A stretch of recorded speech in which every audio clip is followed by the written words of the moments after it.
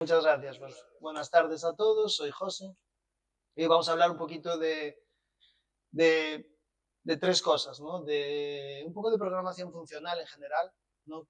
Son las características de programación funcional y cuáles son sus ventajas.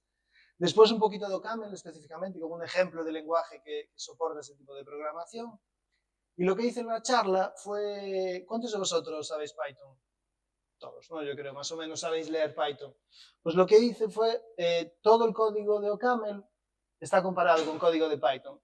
Vale, entonces siempre que miremos a un código de OCaml vamos a ver el código equivalente de Python, que yo creo que así es un poquito más interesante ver las diferencias y queda un poquillo más claro de por qué es diferente o por qué hace las cosas de otra forma. Entonces vamos a estar siempre comparando ese código de OCaml con código de Python.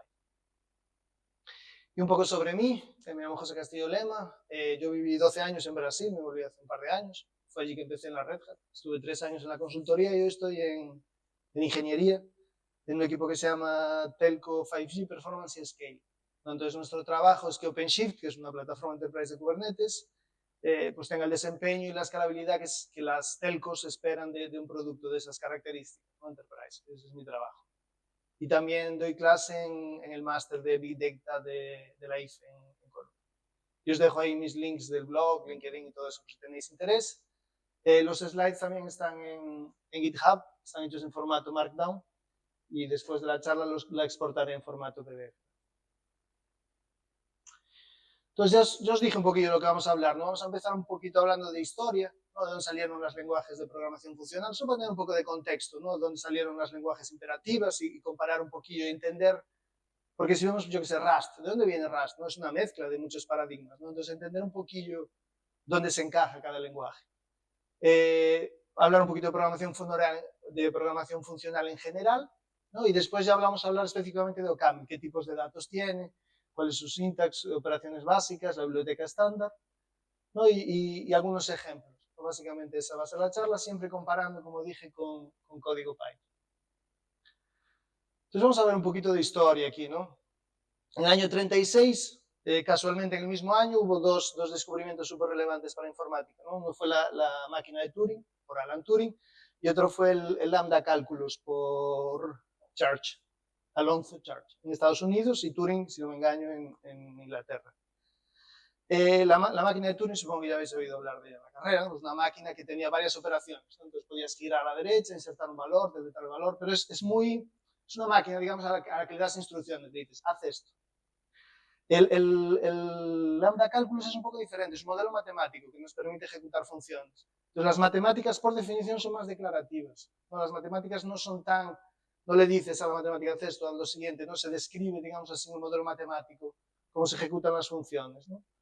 Y eso da lugar, con el tiempo, a dos modelos de programación totalmente diferentes, ¿no? Entonces, de la máquina de Turing derivaron todos esos lenguajes que al principio eran imperativos, no Fortran, C, ¿no? Todos los lenguajes imperativos, y eventualmente surgieron aquí los lenguajes orientados a objetos, ¿no? Smalltalk, que dicen que fue de los primeros lenguajes orientados a objetos, después vino Java, ¿no? Entonces toda esa línea aquí de lenguajes un poco imperativos y orientados a objetos.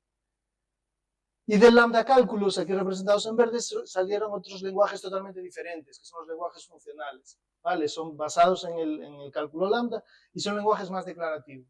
¿Vale? No son lenguajes imperativos en los que le dices al ordenador lo que tiene que hacer. Declaras de alguna forma las operaciones. Por ejemplo, en estos lenguajes no hay for, no hay while, no que no lo haya, a veces lo hay, pero digo, no se usa, ¿no? Entonces tienen otra forma de implementar los algoritmos. Lisp es un lenguaje antiquísimo, si veis Lisp es muy reconocible por los paréntesis, seguro que ya lo visteis alguna vez, del año 58, y sigue vivo y coleando.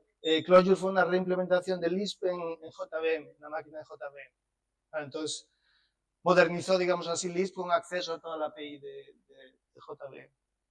Y los que vamos a hablar hoy, los ML, los Metalanguage, que nacieron en el 73 en Escocia, y después en el 90 y pico, no me acuerdo el año exactamente, surgió justo lo que vamos a hablar hoy, que es una variante que se llama OCaml, que es una extensión de los lenguajes ML. Y en el 2005 surgió un fork, bueno, un fork no, un clon de OCaml que se llama F#. ¿No? F# es OCaml rodando en la máquina virtual .NET, ¿no? Y con acceso a todo el ecosistema de C# y de todos esos lenguajes de Microsoft. Haskell nació ahí en el año 90, otro lenguaje bastante conocido. Y Rust, que hoy en día es uno de los lenguajes que más crece, está viendo las estadísticas, está creciendo a un ritmo increíble, ves que es una mezcla de varios paradigmas. O sea, por un lado tiene una influencia muy grande funcional. De hecho, la primera versión de Rust fue hecha en OCaml. El compilador de Rust era OCaml. Y yo cuando veo Rust me resulta muy familiar muchas cosas. Entonces, la otra ventaja, digamos, no voy a usar OCaml en el trabajo, vale, a lo mejor no, pero tiene un montón de cosas y de funcionalidades que después las ves en otros lenguajes de programación. Por ejemplo, en Python es increíble cómo están copiando cosas de programación funcional, ¿no? Rust es otro ejemplo, tienes la Maybe, ¿no? Tienes un tipo que se llama Maybe para datos opcionales, tienes un montón de pattern matching, ¿no? Es un montón de cosas que vienen de OCaml y de este tipo de lenguajes. Yo creo que aprender programación funcional siempre es interesante. Y para acabar, hoy en día, aquí me aparece, por ejemplo, Golang, ¿no? Pero así, ninguna lenguaje es pura 100% nada. Golang, pues puedes hacer un poco de programación orientada a objetos, imperativa, tiene algunas cosas de programación funcional, tiene funciones de clase superior. Entonces, así hoy en día las lenguajes son una mezcla, Rust es otra mezcla también. Incluso Camel, que es el que vamos a ver hoy, pues sí, tiene programación funcional, pero también puedes hacer programación imperativa orientada a objetos. Entonces, casi todos los lenguajes hoy son más o menos multiparadigma, ¿no? Un poquillo esa es la tendencia de los lenguajes hoy en día. Y algunas características en general, ¿no?, de programación funcional. Tiendes a usar funciones puras. Funciones puras son funciones sin efectos colaterales. O sea, sin efectos colaterales significa que no hace un print, que no escribe un archivo, que no hace nada, que no altera, que no muta el valor de una variable. No son funciones que, dada la misma entrada, siempre van a dar la misma salida. Una función que suma dos números, por ejemplo. Las funciones puras tienen varias ventajas. Una de ellas es que son muy fáciles de testar. ¿Vale? Creo que está por aquí. Y otra, pues es muy fácil hacer un test unitario, porque dada la misma entrada, siempre es la misma salida. Y es muy fácil de razonar sobre las funciones puras. Como no dependen de estado global, es más fácil razonar sobre ello. No significa que todas las funciones son puras, simplemente intentamos que las funciones impuras estén en lugares determinados del código, ¿no? Por ejemplo, Haskell tiene una notación que se llama do para funciones impuras, ¿no? Entonces, a simple vista ves cuando una función tiene efectos colaterales. Está viendo cómo se dice, es que es súper raro en español, en inglés se llama side effects. Inmutabilidad. En la medida de lo posible, ¿no?, los lenguajes funcionales usan estructuras de datos inmutables. Hoy vamos a usar mucho listas, por ejemplo, que son inmutables. OCaml tiene arrays también, que son mutables. Hay algoritmos que funcionan mejor en su versión mutable. Pero en general preferimos estructuras de datos inmutables. Para la recursión normalmente no usamos bucles. Entonces no usamos for, no usamos while. No que no exista, obviamente hay for y hay while, pero no es una cosa que vemos mucho en el lenguaje. Entonces usamos recursión de listas, por ejemplo. Vamos a ver hoy varios ejemplos. Y funciones de orden superior. Un lenguaje que tiene funciones de orden superior simplemente significa que puedes pasar funciones como variables y devolver funciones como un retorno de una función. ¿Vale? De la misma forma que pasas un entero, puedes pasar una función. Muchos lenguajes modernos hoy en día tienen funciones de orden superior. Go, seguro. Python, yo creo que también. Estoy casi seguro que sí. Entonces es cada vez más común. Ya hablando un poquito sobre OCaml, ¿no? Nació en el 96 en Francia, en el Instituto de Investigación francés, que se llama INRIA, y viene del ML, ¿no?, que ya estaba en el año 70 y pico ahí, fue desenvuelto en Escocia. Es un lenguaje de propósito general y compilado, pero aunque sea compilado, tiene un intérprete, entonces podemos rodar comandos, igual que en Python. Se puede rodarlo tanto compilado como interpretado. Es estáticamente y fuertemente tipado. Estáticamente tipado significa que es tipado en la hora de compilación, no en runtime, diferente de Python, por ejemplo. Y fuertemente tipado significa que no hace conversiones de tipos, por ejemplo, que puedes sumar un entero con un decimal. Implementa inferencia de tipos, eso está muy bien, porque normalmente los lenguajes estáticamente tipados, podemos pensar en Java, son muy verbosos. Entonces en Java usas muchas palabras para describir los tipos de datos, ¿no? Y OCaml, como te hace la inferencia de tipos, es decir, adivina automáticamente los tipos de tu programa, pues es un código que no se ve tan cargado de anotaciones, como Java, por ejemplo. Y diferente de Haskell, tiene evaluación estricta. Haskell es lazy en ese sentido, entonces solo evalúa los datos cuando realmente hace falta. No, OCaml es más estricto en la evaluación, evalúa por orden.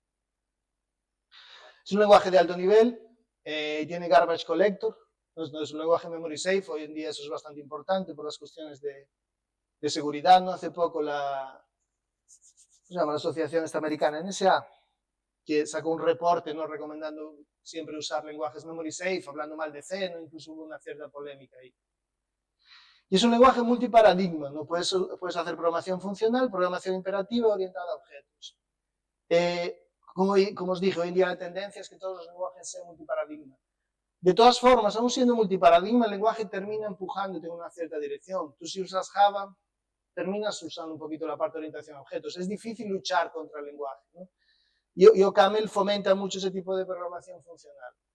La parte orientada a objetos se ve en escenarios muy específicos. Por ejemplo, yo la veo mucho en dos escenarios. Uno es interactuando con una biblioteca que se llama TK, que es para hacer interfaces gráficas, que es multilenguaje. Entonces, ya estará hecha de esa forma, entonces es muy natural usar programación orientada a objetos. Y otra es cuando interactuamos con JavaScript, también es bastante común. Pues como JavaScript es un lenguaje orientado a objetos, pues ya es más natural usar ese paradigma. Y es multiplataforma, funciona obviamente en Windows, Linux y Mac, y cada vez más tiene compiladores a JavaScript y a WebAssembly.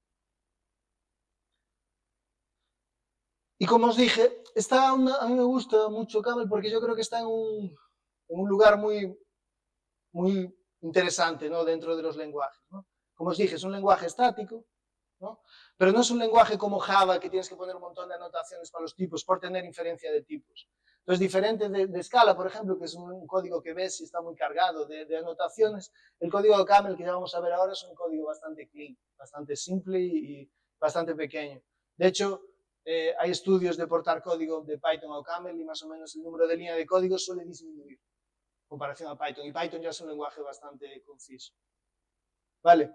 Entonces está en este huequito aquí, ¿no?, de programas funcionales con tipaje en estático, ¿no? Está OCaml, está Scala, que roda en la JVM también, está Haskell y está F#, que es un clon de OCaml que roda en la máquina virtual de .NET.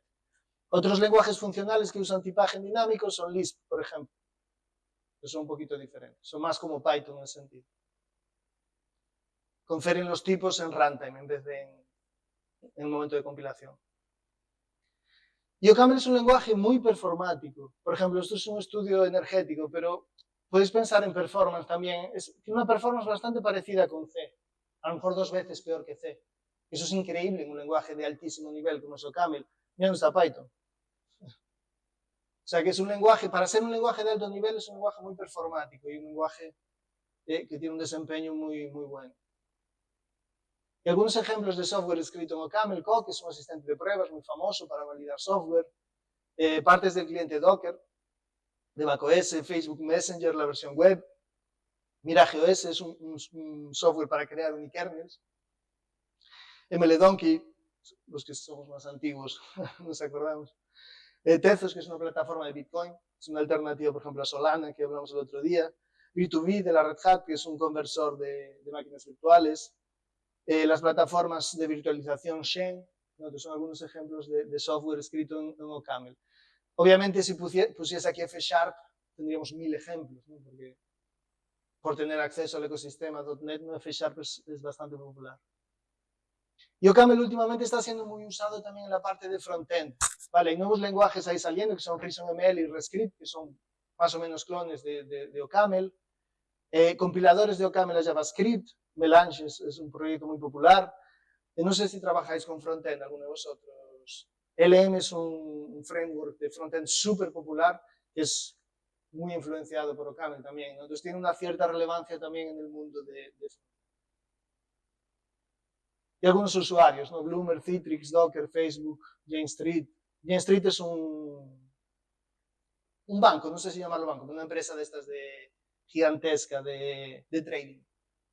Entonces usa mucho, todo el stack de Jane Street es hecho en OCaml. Y vamos a empezar a ver un poquillo el código, ¿no? El mismo código en OCaml o Python es un código muy simple que suma los elementos de una lista. Entonces, como veis, la versión de Python usa un for, ¿no?, que es la forma más normal de implementar. Hay otras formas, después vamos a ver que se puede usar list comprehension también, pero es una implementación muy popular. Y la versión de OCaml usa recursión, ¿vale? Entonces lo que hace es, yo tengo una función que se llama suma, que recibe una lista. Si la lista es vacía, devuelve un 0. Si la lista no es vacía, o sea, tiene un header, un cabezal y un tail, que sería el resto de la lista, pues lo que hace es coge el cabezal y lo suma al resto de la lista. Puedo usar un segundo la pizarra, que queda mucho más fácil de entender. Pues imagínate que quieres sumar la función 1, 2, 3. No, lo que haría esa función es, coge 1 sería el head, y 2 y 3 sería el tail. Entonces lo que voy a coger es el head, 1, más suma del tail, que sería 2, 3. Y lo desenvuelvo sería 1 más el head, que sería 2, más la suma de 3, sería 1 más 2 más 3. Vale, entonces sin hacer for ni whiles, porque tiene dos cosas que estamos viendo y las explico un poco después más. Una de ellas es pattern matching, entonces estoy aquí diciendo, si es una lista vacía, haz esto. Y si es una lista no vacía, haz esto. No, entonces pattern matching es una característica muy intrínseca de lenguajes funcionales. Después vamos a ver que Python tiene soporte a pattern matching desde la versión 3.10. Y otra cosa es desestructurando. Si estoy diciendo, si es una lista no vacía, dame el header y dame el tail. Header es el primer elemento y el tail es el resto de la cola. Entonces ya ves que lo hace, te desestructura los datos automáticamente y los puedes referenciar en la parte derecha de la asignación. Entonces yo creo que queda bastante simple ahí esa suma, bastante elegante, y después hacemos un assert solo para garantizar que está seguro. Entonces son dos formas un poquito diferentes de trabajar. Y después lo de que es estáticamente y fuertemente tipado, ¿no? Por ejemplo, si yo intento aplicar suma, si vemos el tipo de suma, es una función que recibe una lista de enteros y me devuelve un entero. ¿Vale? Y solo eso, yo no puedo aplicar la flotante a decimales, a strings, a nada, porque no me va a dejar, va a dar un error en tiempo de compilación. Es un poquito diferente de Python, ¿no? Si yo intento sumar caracteres o números flotantes, me va a dar un error, ¿no? En tiempo de compilación, entonces el código no va a compilar. El propio IDM, si estoy en VS Code, ya me va a decir, esto no compila, ya me lo va a redondear. Python es un poquillo diferente. En Python este código compila, por ejemplo, pero después en runtime te da un error de ejecución. Y este código funcionaría, que mezcla decimales con enteros. No, o Camel no, Camel es muy estricto en la cuestión de los tipos. Y eso es para gustos, ¿no? Hay gente que prefiere los lenguajes dinámicos, hay gente que prefiere los estáticos. Yo prefiero error en tiempo de compilación. La gente que prefiere los dinámicos dicen que argumentan que normalmente son mejores para prototipar. ¿No? Que hacer un prototipo en un lenguaje dinámico es más fácil que hacerlo en un lenguaje estático o fuertemente tipado. Y hablando en tipos, ¿no? Estos son los tipos que tenemos en el lenguaje. Booleanos, ¿no? True, false, nada de diferente, con las operaciones de and y or. Enteros, con las operaciones más, menos, por. Float, que terminan en punto, que tienen las mismas operaciones que los enteros, pero con un punto al final. Caracteres que se pueden, y strings que los puedes concatenar. Listas, ¿no? Tiene esta operación que coge un elemento y lo mete en la lista, y la operación de concatenar dos listas. Pares de elementos, puedes acceder al primero y al segundo. Referencias, esto es para cosas mutables, no también tiene soporte a mutabilidades para punteros. Y arrays, que son como listas pero mutables. Son estructuras, estas dos son las únicas mutables de toda esa lista, el resto son inmutables. Y algunos ejemplos todavía continuando, como Camel es más estricto, ¿no? En relación a los tipos. Tú no puedes tener una lista que sea un entero y un carácter en Camel. Vale, no existe eso.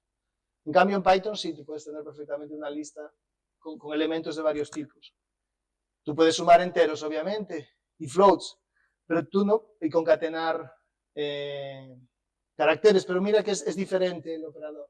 Para enteros tengo un más, para floats tengo más punto, y para concatenar strings o caracteres tengo no me acuerdo cómo se llama en español. Eso es porque no tiene, ya lo vamos a ver ahora, polimorfismo de tipo ad hoc, diferente de Python. Python sobrecarga la misma operación con varios significados y varios tipos. Aquí podrías punto, simplemente. Un 2 punto. Mira que no te deja, es muy pesado, digamos así, con lo de los tipos. Es una cosa que al principio cuesta un poco acostumbrarse, pero después es un alivio, como os podéis imaginar.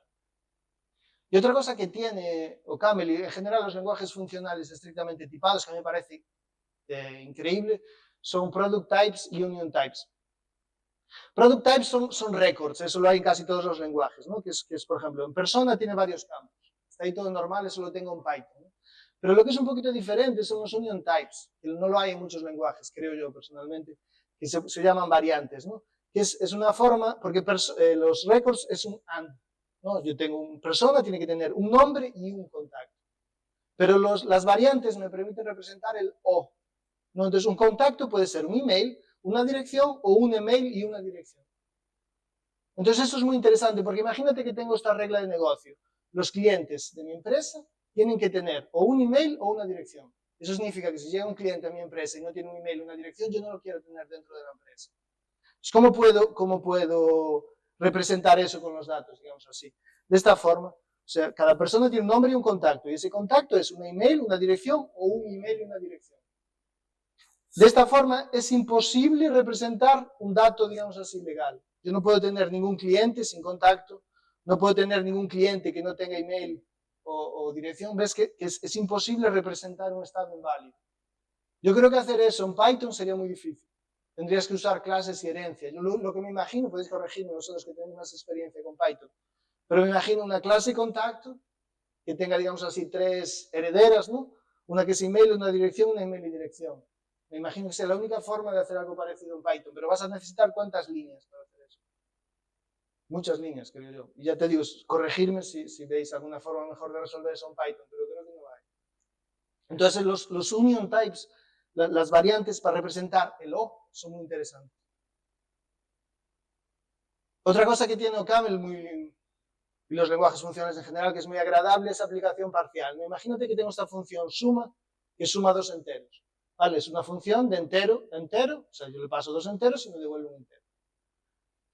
Lo que puedo hacer es aplicación parcial, por ejemplo, creo otra función que se llama suma 1, que suma un valor, o sea, suma 1. Entonces, suma 1, esta nueva función es una función que recibe un entero y me da otro entero. ¿No? Entonces, si yo hago suma 1, 1, pues me va a dar 2. Pero ¿qué hice aquí? Apliqué la función parcialmente. Tengo una función que tiene 2 argumentos y yo solo le di un argumento. Y no hay ningún problema, yo puedo hacer eso en OCaml tranquilamente. O sea, cualquier función la puedo aplicar parcialmente. En Python por defecto no puedes hacer eso. Si yo tengo una función suma que tiene 2 parámetros, yo tengo que pasarle los 2. Si intento pasar un parámetro, me va a dar un error. Sí que hay una librería ahora que se llama FuncTools, que trae un poquito de estas cosas funcionales a Python, y tiene un método que se llama partial, que me permite hacer eso. No, me permitiría hacer algo parecido.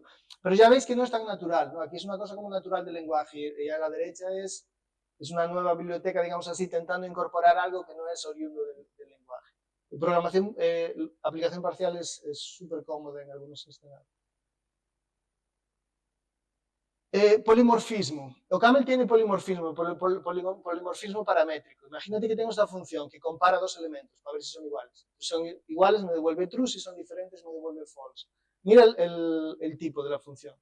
Es una función de if en a y me devuelve un bool. ¿Qué significa este a? Alfa. Es cualquier tipo. Entonces yo puedo comparar enteros, puedo comparar booleanos, puedo comparar strings, lo que yo quiera. No es una función polimórfica. Pero tiene que ser el mismo tipo. Si no, pondría A, alfa y beta. ¿Vale? Entonces comparo 2 elementos del mismo tipo. Eso lo puedo hacer en Python también. Tiene polimorfismo paramétrico. Lo que Python sí que tiene, que OCaml no tiene, es polimorfismo ad hoc. Es lo que me permite sobrecargar el mismo operador con varios tipos. No, eso en Python no es posible. En Python el más solo suma enteros. No puedo tener una función que suma varios tipos. Lo que podría hacer, si quisiese, podría definir un número, como dice aquí con unions. Podría definir un tipo número que fuese un entero o un float, ¿no? Y tener una función que suma números. Pero no puedo directamente sobrecargar un operador. Es el polimorfismo. Opción, eso es súper interesante y muchos lenguajes lo están copiando, ¿no? Por ejemplo, Rust creo que se llama maybe en Rust, ¿no? Se llama option también, ¿vale? Porque hay algunos lenguajes que lo llaman maybe también, que es lo mismo. Que es representar, me parece muy interesante, que es representar la posibilidad de que una función no devuelva nada, ¿no? Por ejemplo, pensamos en la función header. La función header me devuelve el primer elemento de una lista. Si tengo una lista que es 1 y 2, me va a devolver 1. ¿Qué pasa si la función header le pasa una lista vacía? La lista vacía no tiene primer elemento. Entonces me da una excepción en runtime. Si quiero evitar eso, hacerlo mejor en tiempo de compilación. Lo que puedo hacer es un poquito diferente la función. La puedo reescribir de esta forma. Entonces puedo decirle que si tiene puedo usar el type option. El type option es o nada o algo. Entonces, ¿cómo lo puedo usar para mejorar esto? Es una función que si tengo un header y una cola, me devuelve el header. Y si tengo una lista vacía, me devuelve nada. ¿Vale? Esta es una función que me da, entonces esto está mal, perdona. Es una función de aList a option. Esta puse mal, lo corrijo. O sea, yo tengo una lista aquí de cualquier tipo y me va a devolver una opción. ¿No? Entonces esa opción va a ser nada. Por ejemplo, si le mando una lista vacía, me va a devolver nada. Y si le mando una lista con varios elementos, me va a decir algo del primer elemento. Vale, entonces vea que yo cuando llamo a la función, aquí ya soy obligado a, digamos así, a pensar en los dos casos. De hecho, en el próximo slide os voy a enseñar, haciendo pattern matching, cómo tengo que llamar a esa función. Cuando llamo a esa función, yo tengo que considerar los dos escenarios. Entonces, obligas al programador a que esté pensando en los dos escenarios. O me va a devolver nada, o me va a devolver algo. Pero él está obligado a tratar los dos tipos. No puede olvidarse de ignorar un tipo, porque no va a compilar esto. OCaml te pide que tengas todos los escenarios contemplados. Es exhaustivo en el pattern matching. Entonces yo si quito el none, aquí me va a decir, oye, tienes aquí casos que no estás contemplando. Entonces me obliga a contemplar el 100% de los casos. Ahí sería lo mismo en Python, pero a mí no me gusta, a mí personalmente no me gusta tanto. ¿Por qué hace esta función? Me devuelve un entero, o lo que tenga en la cabeza de la lista, o me devuelve nada. Vea que es diferente, por ejemplo, OCaml me devolvía nada también, pero en vez de devolverme un entero, OCaml me devuelve SOM1, me devuelve una opción de un entero. Entonces es un poquito diferente sintácticamente la respuesta de los dos. Y aquí sería cómo llamamos a esa función. En OCaml llamamos a esa función hd con un elemento. Entonces si me devuelve nada, le pongo un valor, y si me devuelve algo, el valor. Entonces estoy obligado a garantir que todos los casos están siendo tratados. Y en Python, desde la versión 3.10, también tenemos pattern matching. ¿Vale? Es relativamente nuevo, ¿no? Entonces aquí tenemos un ejemplo de pattern matching. Entonces si es none, imprimo un 0, y si es un entero con un valor n, imprimo ese valor n. Vale, entonces tenemos pattern matching. Ahora en Python, pero en OCaml el pattern matching lo usamos continuamente en todos los lugares. Vamos a algunos ejemplos de operaciones en listas y en estructuras de datos que son muy comunes en programación funcional. La primera de ellas es el map. El map nada más es lo que aplicar una función a todos los elementos de una lista o de un array, ¿no? Eso normalmente en Python lo hago usando un for, ¿no? Si yo tengo una función, normalmente, por ejemplo, una función que suma 1, ¿no? Normalmente hago un for en la lista y aplico la función a todos los elementos. Eso es exactamente lo que es map. Si os fijáis, esto es map.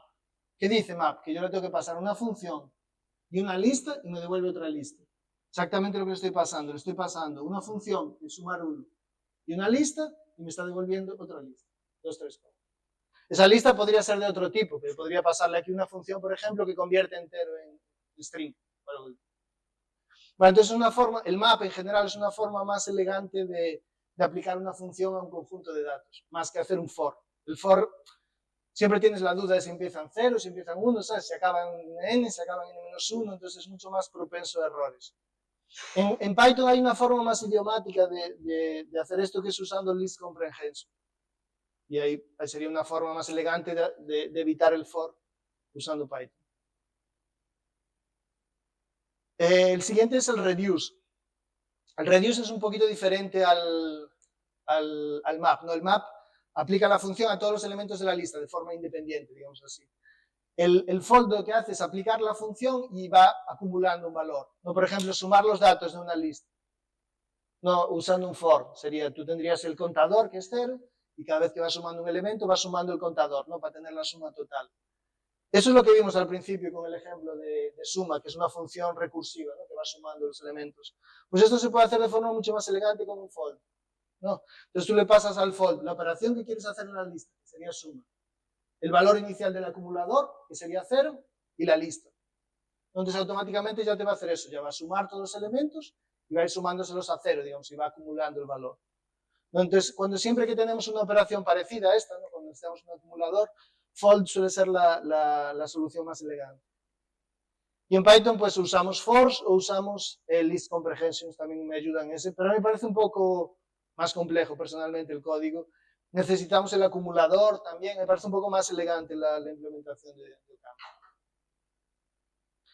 Y por último el filter es muy intuitivo, es una función que filtra valores, ¿no? Entonces yo quiero, por ejemplo, de esta lista, que me devuelva los valores que son mayores que 2. ¿No? Entonces, es una función, esto es una función anónima, una función lambda, ¿no? Que devuelve true si es mayor que 2. ¿No? Y sería lo equivalente en Python. O sea, la primera línea esta no está mal, pero después para printar tienes que llamar a la función list. Tiene unas cosillas Python a veces que no me gustan tanto, me parecen más fáciles, digamos así, de entender en OCaml. Y bueno, ya estamos acabando con los códigos, hablando un poquito del ecosistema, ¿no? Y de tools, de herramientas que tenemos en OCaml. Obviamente no es Python, ¿no? En Python tenemos más herramientas, en JavaScript no os voy a engañar, pero sí que es verdad que un lenguaje ya tiene unos años, ¿no? Del año 96 creo, si no me engaño, pues ya tiene unas herramientas muy maduras, ¿no? Por ejemplo, Utop es como si fuese el IPython, ¿no? Casi nadie usa ya Python, el intérprete natural, porque IPython es mejor, no tiene autocompletado. ¿Ya usasteis IPython alguna vez, supongo? ¿Nunca lo usasteis? Pues creo que lo tengo aquí. Bueno, después os lo enseño, pero es como un intérprete de Python, pero un poquito mejor. Eso, tiene autocompletado, tiene documentación, entonces puedes preguntarle lo que hace una función, histórico, entonces es más cómodo que usar Python directamente. Misma cosa, yo tengo el OCaml, ¿no? Que sería el básico, pero Utop es un intérprete un poquito mejor, con histórico, autocompletado, ese tipo de cosas. Dune es el build system, ¿no? Como si fuese el makefile de OCaml. OPAM sería el gestor de paquetes, OPAM sería el equivalente a pip en el mundo Python o a NPM en el mundo JavaScript, ese tipo de cosas, a cargo en el mundo Rust. El SP, el protocolo de servidor de lenguaje, eso es lo que me permite usar OCaml en cualquier editor, en Vim, en Emacs, en Visual Studio Code y tener una experiencia pues, con síntesis y con errores y todo eso, ¿no? Y ya tengo una extensión específica para VS Code que se llama OCaml Platform. Entonces, básicamente tengo todo lo que espero de un framework y de un lenguaje de programación moderno, ¿no? El lenguaje está recibiendo muchas inversiones de varias empresas. Acaba de salir OCaml en la versión 5, que incluye soporte a multicore. ¿No? Entonces tiene concurrencia usando effect handlers y paralelismo usando domains. Antes, para usar multicore, teníamos que usar threads de Linux. Entonces ahora es mucho más elegante y más natural. La concurrencia, normalmente en lenguajes de programación que usan funciones puras, funciona muy bien, porque una función pura la puedes rodar concurrentemente, la puedes interrumpir, que no pasa nada. Las funciones que tienen estado son las que son muy complicadas de interrumpir y que tienes que tener un cuidado muy grande cuando haces concurrencia, con semáforos y todo eso. No, pero funciones puras son muy fáciles de rodar en paralelo. Algunas referencias que usé en esta charla. OCaml de Jaron Minsky. Jaron Minsky es el CTO de Jane Street, de la empresa de trading que os comenté. Ese talk es muy interesante también del profesor Edil Medeiros. Y algunos recursos por si tenéis interés en aprender un poquillo. Obviamente la página de OCaml. Este curso es excelente, de la Universidad de Cornell. Se llama OCaml Programming Correct, Efficient and Beautiful. Es un curso buenísimo que te explica desde poco a poco, ¿no? Te va introduciendo al lenguaje. Este libro está muy bien, también Real World OCaml, Functional Programming to the Masses. Es un poco más de cómo aplicar OCaml a escenarios industriales, de, por ejemplo, parsear YAML y cosas que hacemos en el día a día, ¿no? Un poco más en el mundo enterprise. Estos blogs están geniales, este es de F#, pero bueno, como F# es OCaml, pues puedes aplicar todo lo que aprendas aquí también. Este es increíble, a mí me encanta, se llama Thomas Leonard's blog. Es muy interesante además porque él tenía una aplicación Python gigante y la quería salir de Python, ¿no? Entonces estudió varios lenguajes, hizo un estudio comparativo entre OCaml y varios lenguajes. Al final escogió OCaml y habla un poco cómo fue la experiencia, ¿no? O sea, cuánto más rápida quedó la aplicación, cuánta menos memoria consume, líneas de código. Entonces, si tenéis un poco de interés, hacer una comparativa muy interesante entre varios lenguajes de programación y lo explica genial además. Y si sois como a mí, que me encantan desafíos de programación, pues os dejo aquí algunos links también. Este está genial, 99 problemas, que es inspirado en en 99 Lisp Problems, son problemas para resolver en Lisp, LearnOCaml, Azure Themes, entonces tengo varios recursos ahí para aprender un poco más jugando, que hay gente que aprende mejor de esa forma, digamos. Y yo creo que ese es el último slide, y para terminar lo que sí que os quería enseñar un poquito la interfaz, ¿no? Un poquito como veáis cómo se ve el código en el IDE, si consigo volver aquí, sí. Eso es el escritorio número 5. Vale. Perdón, es un poquito complicado aquí con tantas ventanas. Voy a volver aquí. Perfecto. Déjame ampliar la letra.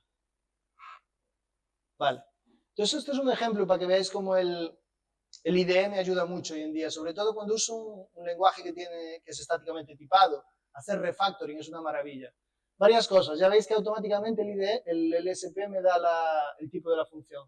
¿No? Por ejemplo, tengo un tipo contacto y esta función lo que hace es convertir entre contacto a string. Es una función muy sencilla. Y eso me lo da. Si paso por encima de cualquier campo, ¿ves? Me dice automáticamente el valor del campo, ¿no? Entonces yo creo que eso es comodísimo. Imagínate que, por ejemplo, el tipo contacto antes tenía email, dirección y email y dirección. De pronto mi jefe me dice que tenemos que meter un nuevo campo ahí de, por ejemplo, el número de teléfono. Entonces metería aquí un número de teléfono.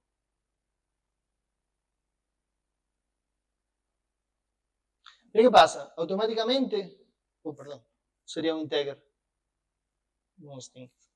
Es que teclear sin ver es un poco difícil. Perfecto. Vale. Mira que automáticamente ya me dice aquí que hay un problema. Entonces ya me dice, oye, aquí hay un caso que no estás considerando. ¿No ves? Este pattern matching no es exhaustivo. Eso es porque no estoy considerando el caso, el número de teléfono. Entonces, eso parece una tontería, pero si tuviese un codebase gigantesco, que el propio IDE y el propio compilador me va guiando, me va diciendo, oye, aquí te estás olvidando de algo, aquí te estás olvidando de algo. Entonces es súper fácil hacer refactoring en este tipo de lenguajes. Es fácil programar porque el IDE te ayuda un montón y es muy fácil hacer refactoring también. Eso también no compila. No compila. No compila. El pattern matching tiene que ser exhaustivo. Lo que puedo hacer, que no es una buena práctica, puedo tener un caso general. Yo puedo tener un caso así.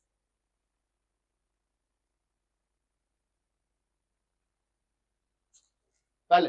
Entonces eso significa cualquier cosa que no sea estas tres viene a este escenario. Pero no es una buena práctica por eso, porque si meto cosas aquí, me olvido, el compilador no me va a avisar. Entonces yo lo evito, nunca jamás lo uso, el global default. Si siempre dejo que el compilador me vaya guiando, digamos así. OCaml no compila si no funciona casi siempre. Es bastante estricto en ese sentido, es muy parecido con Rust también. Difícil que compile, pero una vez que compila, por lo menos los tipos están bien. O sea, la lógica puede estar mal, pero por lo menos tu programa es válido a nivel de tipos. Yo tengo un programa que suma enteros, ¿no? Que quiero sumar uno a un entero. A lo mejor no está mal, a lo mejor en vez de sumar uno, resta uno. Pero por lo menos lo que es verdad es que es un programa que recibe un entero y me devuelve un entero, ¿no? Entonces, claro, exactamente, por lo menos a nivel de tipos es un programa válido. Y otra cosa que os quería enseñar súper rápido es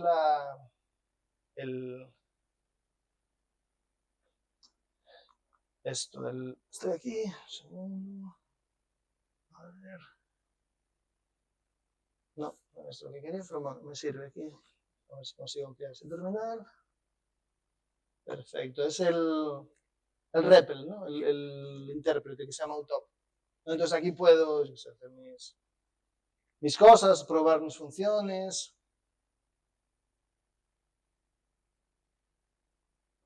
No, y probar interactivamente código, ¿no? Entonces puedo tener la misma experiencia como si fuese un lenguaje interpretado. ¿No? Entonces puedo cargar archivos. Entonces, siendo un lenguaje compilado, termino teniendo una experiencia muy parecida como si fuese un lenguaje interpretado. Es una cosa de OCaml que yo creo que es muy interesante. Haskell la tiene también, Clojure, pero funciona muy bien el REPL y tiene autocompletado, ¿no? Por ejemplo, quiero mirar qué funciones tengo en list, ¿no? ¿Qué puedo hacer con listas, ¿no? Ya me vienen aquí todas las funciones, ¿no? que puedo aplicar a listas. Incluso me dice, déjame ver el tipo de listmap. Entonces ya puedo entender aquí, vale, tengo que pasar una función y una lista. Y me da a devolver otra lista. Entonces es una herramienta muy útil para programar, pero bueno, teniendo un IDE tan bueno con LSP, yo recomiendo 100% usar el IDE. Me parece la mejor experiencia posible. Yo creo que con eso concluyo, era más o menos eso que os quería mostrar. ¿Tenéis alguna duda antes de cerrar? ¿Un comentario? Sí. En OpenShift no hay, o sea, digamos así, todo el código de OpenShift está escrito en un lenguaje, es un lenguaje que es Golang. Hoy en día todo lo que es Docker, containers, ¿no? Ese ecosistema está escrito en Golang 100%. En Red Hat sí que usamos OCaml para otros proyectos, pero específicamente para cosas de containers, digamos así, se usa Golang 100%. Es el lenguaje que se ha instaurado, digamos así, como lenguaje de facto. Sí, para el ecosistema Kubernetes es Golang 100%. No solo eso, Docker, esas cosas de containers son 100% escritas en Golang. Golang, cosas que me gustan y cosas que no me gustan. Yo trabajo mucho con Golang. Me gusta que es estáticamente tipado, pues eso me gusta que un int32 no es un int64, eso me da una cierta tranquilidad. Después tiene funciones de primer orden, igual que OCaml. Después tiene otras cosas que no me gustan, cómo implementa las interfaces de forma estructural, ¿sabes? Sin tener que decir implements, a mí eso no me gusta nada, me horroriza. Sigue siendo un lenguaje muy imperativo y muy orientado a objetos, entonces mucho for, mucho while y todo eso. Pues así, convivo con Go. Prefiero Go que Python, no por nada, pero a mí lenguajes dinámicos no me gustan nada. El error de runtime, o sea, prefiero 1000 veces que me cueste un poquillo compilar que compile fácil y de 1000 errores que hay que testar. Entonces, bueno, pues es un mal necesario por ahora, Golang, digamos. Uh-huh. El tema de que quisiera hacer sí. Sí. Sí. Tenía mucho coste en ejecución. Ahora sí. No, sí que es verdad que, por ejemplo, si ves fold left, ¿no? Que es un fold, ¿no? Que es un ejemplo de recursión. ¿No ves que tiene dos, left y right? Porque a veces es más performático hacerlo de izquierda a derecha y a veces de derecha a izquierda. Pero no tiene un coste. Normalmente hacer una función recursiva es exactamente igual que hacerlo usando un for o un while. Y puedes usar, hay for y whiles en OCaml. No son comunes, pero existen. Puedes hacer un for, un while, todo lo que tú quieras. Tienes que usar variables multipatres. No, claro, pero es lo que estamos hablando. OCaml no intenta ser funcional puro. De hecho, por eso es un poco más práctico que Haskell, ¿no? Haskell sí que es un lenguaje que se quedó, para mi gusto, muy académico, ¿no? Entonces, sí que intenta ser más funcional y tal, y no tiene casos prácticos. No, OCaml es muy pragmático. Si hay una función, un algoritmo que a veces los hay, que funciona mejor con mutabilidad, usando arrays, tienes todas las herramientas para hacerlo. El lenguaje no va a estar peleando contigo para que no lo hagas. ¿Sabes lo que quiero decir? Entonces por eso es un lenguaje que sí que viene en entorno académico, pero al mismo tiempo tiene una aplicación industrial y enterprise muy clara, ¿no? Porque es un lenguaje que se adapta a lo que necesites, ¿no? Entonces, sí. Acceso, dices bibliotecas. Hombre, ya te digo, el ecosistema de C# es gigantesco en comparación, pero sí, vamos a ver, SQL, Postgres, Mongo, todo eso lo tienes. Tienes un ecosistema razonable para el lenguaje que está desde el año 96, un ecosistema open source, pero tienes bastantes cosas. Yo diría que tienes un ecosistema bastante razonable. Se queja un poco de la biblioteca estándar, que le faltan algunas cosillas y tal. Bueno, pues hay gente que prefiere una biblioteca estándar mínima, hay gente que la prefiere mayor, eso es un poco a gusto del consumidor.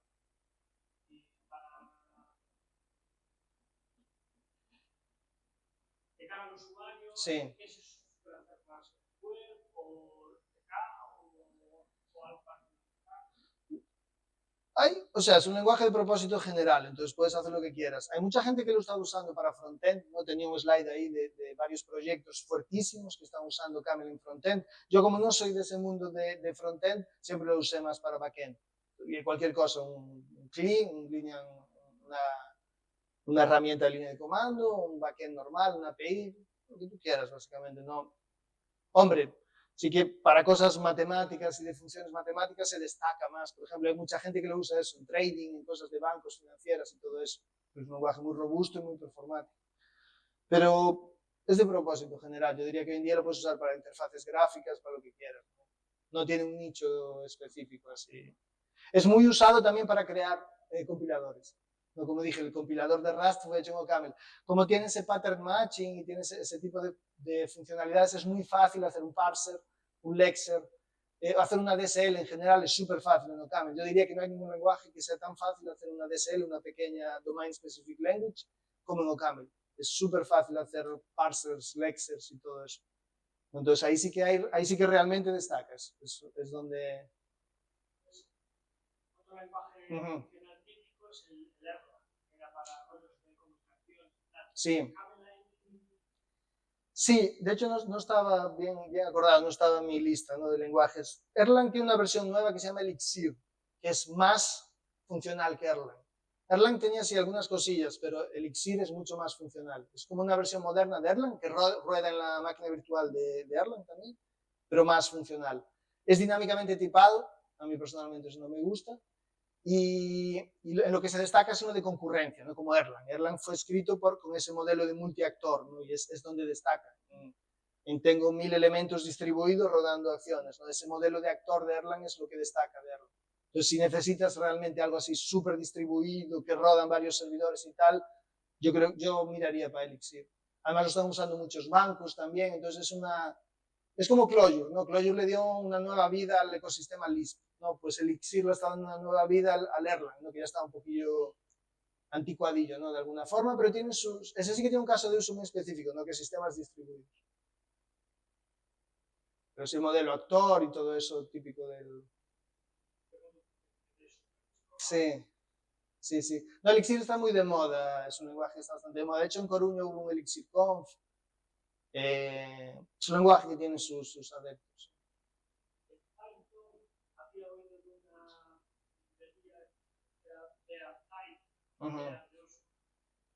Que podía hacer que los tipos, sí, si no le metías el tipo que decías, que escara en... Yo eso es una cosa que no entiendo, de hecho a lo mejor vosotros podéis ayudarme, porque sí que hay anotaciones de tipos ahora en Python, pero las ignora, ¿no? No entiendo muy bien para qué. Vale, entonces tú tienes que tener, como antes de compilar el código, tienes que tener otro software que da errores si lo estás usando mal, ¿no? Vale.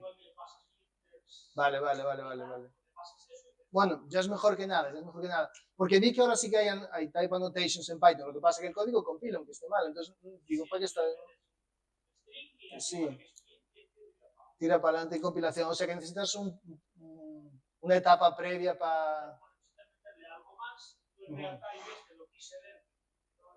Sí.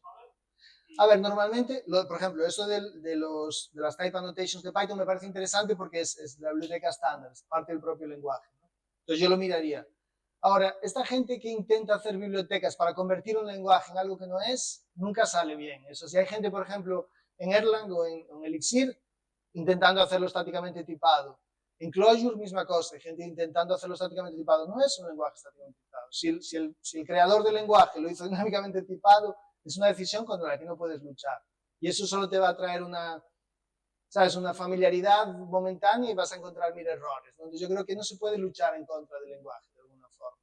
Pero qué bien, me alegro mucho que Python esté trayendo eso. Y entiendo que en un pipeline de CI es muy fácil. Pues igual que tienes el linter, pues tienes el type checker. Vale, no es lo ideal, yo preferiría que estuviese en el compilador, pero ya es algo. Me parece un paso en la dirección correcta. Sí.